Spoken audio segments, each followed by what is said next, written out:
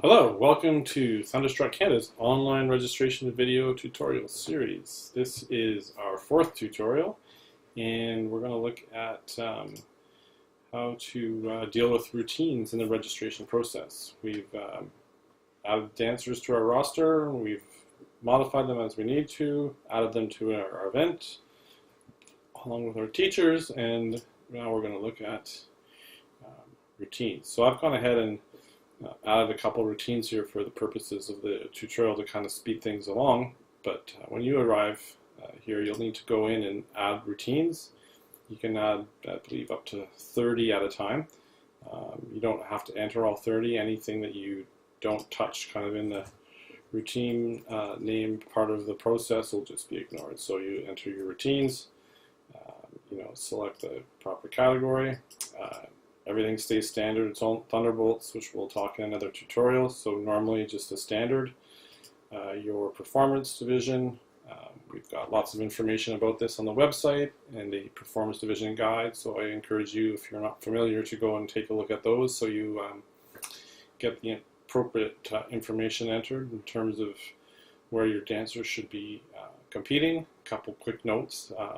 Future stars are our entry level. Our shining star is kind of the regular category, and the rock stars are for elite dancers. Rising star is reserved for adults, and rock stars for teen and seniors only.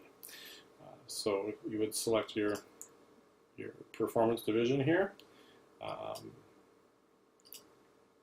Your prop information, if it's nothing's fine. If you're using a mic, just a bit of information to help us out, and the same with the prop setup, and of course your music entry and exits. If you don't have that, go along with the to be determined.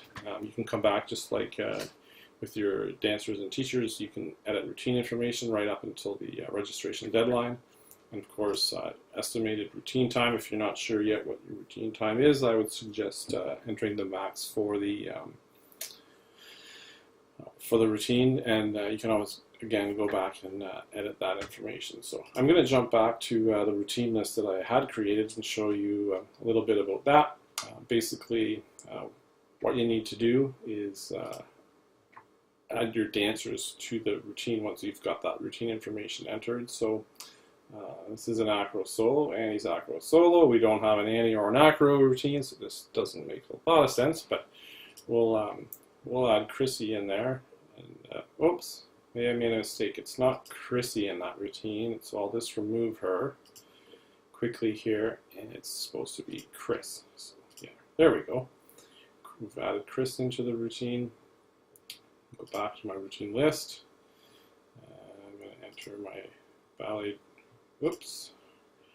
Enter my ballet dancers. So I'm going to add these two for my ballet duo. Go back to my routine list, add my dancers, so it's a small group, so got everybody in there except for my two ballets, so I can select all those, get added into the routine, and the choreographer.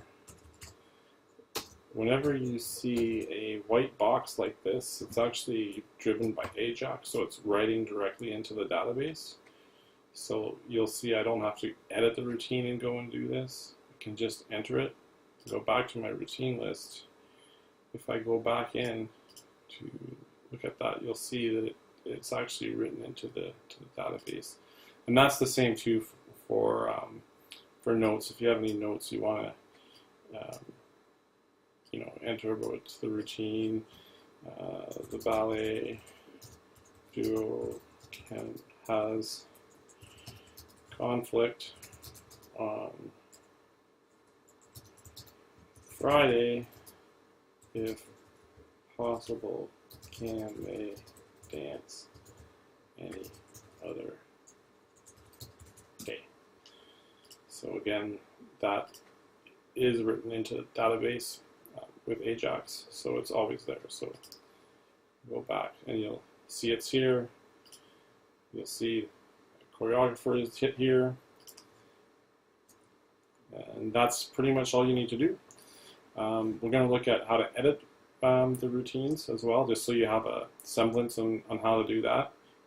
Like all other tables, you can click on the column head to sort by the different column names to help you get organized. So we're going to go in, and as you recall, this was actually Chris contemporary in this routine, so the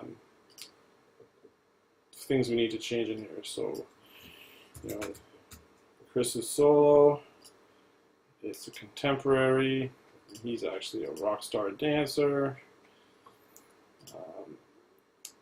and his routine's right at the max. Self choreo, or let's say Jazzy Jeff did this one too.